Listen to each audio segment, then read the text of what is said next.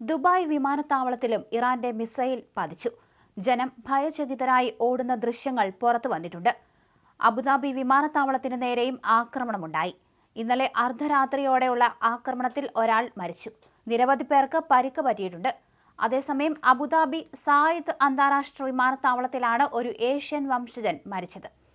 നിരവധി പേർക്ക് പരിക്ക് പറ്റിയതായി അബുദാബി എയർപോർട്ട് അതോറിറ്റി സ്ഥിരീകരിക്കുകയായിരുന്നു.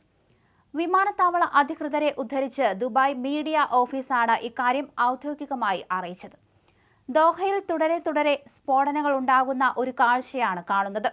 20 ഇടങ്ങളിൽ ഇന്നലെ രാത്രിയിൽ മാത്രം സ്ഫോടനമുണ്ടായി. ഉഗ്രസ്ഫോടന ശബ്ദമെന്ന് റിപ്പോർട്ട്. ഖത്തറിൽ ഇറാന്റെ ആക്രമണത്തിൽ 8 പേർക്ക് പരിക്ക് പറ്റി. ഒരാളുടെ നില ഗുരുതരമാണ്. ബഹ്റൈനിൽ 5ഓളം സ്ഫോടന ശബ്ദങ്ങൾ കേട്ടതായി പ്രദേശവാസികൾ പറയുന്നു. ബഹ്റൈൻ ജുഫൈർ ഭാഗത്താണ് US മിലിറ്ററി ക്യാമ്പ് പ്രവർത്തിക്കുന്നത്. ജുഫൈർ ഭാഗത്തു നിന്നും പുക ഉയരുന്നതായും റിപ്പോർട്ടുകളുണ്ട്. കുവൈറ്റിൽ ജഹ്റയിലാണ് സ്ഫോടനം നടന്നതെന്നാണ് വിവരം. സൈനിക കേന്ദ്രങ്ങളുടെ പരിസരത്തു നിന്നും എല്ലാവരും അകന്നു നിൽക്കണം. വീടുകളിലോ മറ്റ് സുരക്ഷിത ഇടങ്ങളിലോ ജനങ്ങൾ തുടരണമെന്നും അധികൃതർ മുന്നറിയിപ്പ് നൽകി. അപകട സാധ്യതകൾ ഒഴിവാക്കാൻ അത്യാവശ്യ സന്ദർഭങ്ങളിൽ അല്ലാതെ പുറത്തു പോകരുതെന്നും മുന്നറിയിപ്പിൽ പറയുന്നു. ആക്രമണത്തിന് പിന്നാലെ ഖത്തർ, കുവൈറ്റ്, UAE എന്നീ ഗൾഫ് രാജ്യങ്ങൾ വ്യോമപാത അടച്ചു. അമേരിക്കൻ സൈനിക കേന്ദ്രങ്ങൾ സ്ഥിതി ചെയ്യുന്ന നഗരങ്ങളെയാണ് ഇറാൻ പ്രധാനമായും ലക്ഷ്യം വെച്ചത്. അബുദാബിയിലെ അൽദഫ്ര എയർബേസ്, ദുബായിലെ ജബൽ അലി പോർട്ട്, ദോഹയിലെ അൽ ഉദൈദ് എയർബേസ് എന്നിവ ഇതിൽ ഉൾപ്പെടുന്നു. ബഹ്റൈനിലെ അമേരിക്കൻ നാവികസേനയുടെ 5ാം കപ്പൽപ്പടയുടെ ആസ്ഥാനത്തിന് നേരെയും മിസൈൽ ആക്രമണമുണ്ടായി. സൗദി അറേബ്യയിലെ പ്രിൻസ് സുൽത്താൻ എയർബേസിന് സമീപവും സ്ഫോടനങ്ങൾ ഉണ്ടായതായി റിപ്പോർട്ടുകളുണ്ട്. ആകാശത്ത് തീഗോളങ്ങൾ കണ്ടതായും വലിയ ശബ്ദത്തോടെ മിസൈലുകൾ കടന്നുപോയതായും ദുബായിലെ താമസക്കാർ സാക്ഷ്യപ്പെടുത്തി. അതേസമയം സൗദി കിരീടാവകാശിയെ ഫോണിൽ വിളിച്ച് അമേരിക്കൻ പ്രസിഡന്റ് ഡൊണാൾഡ് ട്രംപ്.